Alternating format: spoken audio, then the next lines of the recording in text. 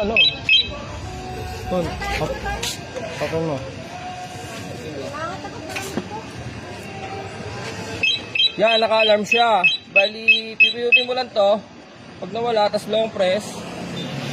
Pag may narinig yung dot, ibig sabihin no, nawala na yung alarm niya, na-deactivate na. So, pwede nyo na siya magamit. Pwede nyo pindutin to.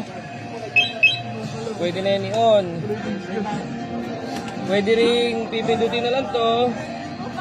Kaya nasa bulsa nyo ito, tamad kayo mag-ano, pipindutin nyo na lang yan. Pwede nyo i-on, under na yan. Okay na yan, ganun lang. Patay. Alarm. Alarm na yan. Hindi, diba?